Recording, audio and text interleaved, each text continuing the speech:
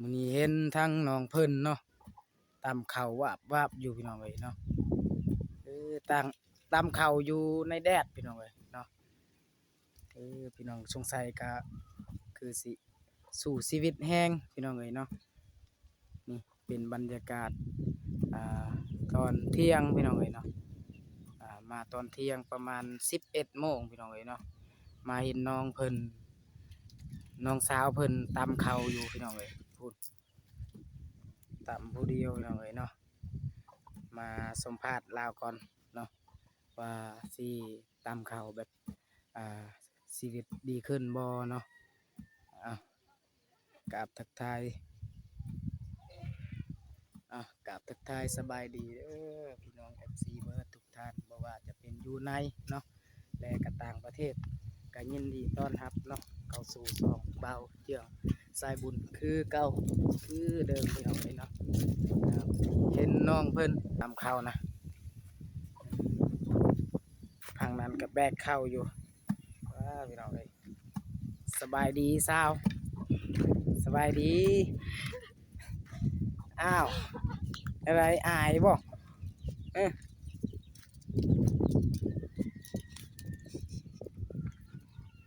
ข้าวพี่น้อง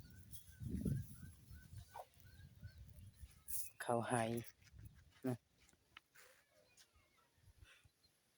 คือว่าพาหมูมาตำเขาวแน่บ่ซื้อยังเนาะภาษาบลูเฮาเนาะก็ใช้ชีวิตคู่มือแต่ละมือก็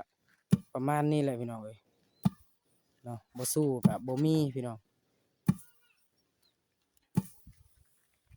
มากับอ่าบ่าวทงเฮาพูดอยู่รถพี่น้องเอ้ยคือบ่พาหมู่ไปตามซอยแน่ฮะบ่ตัวชื่อหยังสาวเจ้าชื่อหยังชื่อตอยชื่อตอยเนาะชื่อตอยเด้อมีแฟนแล้วบ่ยังยังโสดอยู่พี่น้องเอ้ยเนาะน้องๆเพิ่นโสดอยู่ให้ทั้งบ่าวทงซะเนาะเนาะสบายดีบ่าวทงสบายดีเอาบ่สาวนี่นะสาวตอยนี่โสดอยู่เอาบ่ขยันไหนตามเข้านี่นะตาแพงอีกเอาบ่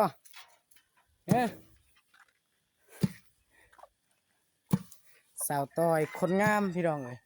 อยู่บ้านกะแลงเมืองเซปูนแขวงสะหวรรณเขตเนาะทางน้องเพิ่นสู่ชีวิตเนาะอันนี้ว่าเขาเอิ้นว่าตั้มเที่ยงกินแรงพี่น้องเอ้ยเนาะนี่ก็เป็นโคกพี่น้องเอ้ยเนาะพี่น้องเอ้ยแต่ว่าบ้านนี่สมบูรณ์พี่น้องเนาะบ่ว่าจะเป็นไก่หรือว่าหมูเนาะพูน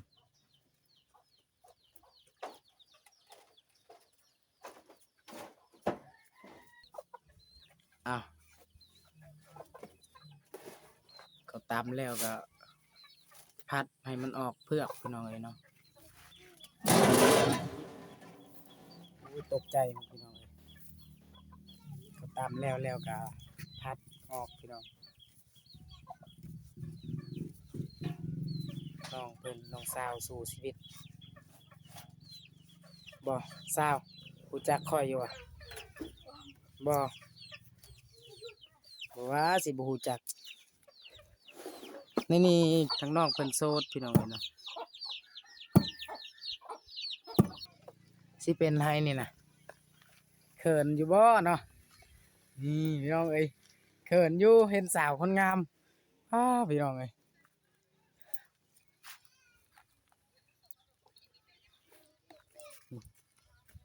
ทางสาวเพิ่นลมหาบ่าวพี่น้องเอ้ยมีแต่ผู้จบผู้งามเนาะแต่ละมื้อเล่นในนี่บ่สาวอย่างนี้ทางน้องทางสาวเพิ่นบอกกินนี่ซื้อกะลืมพี่น้องเอ้ยเนาะ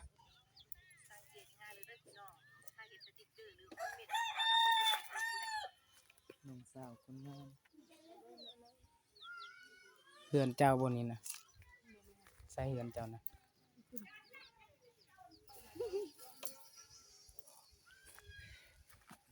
เล่าว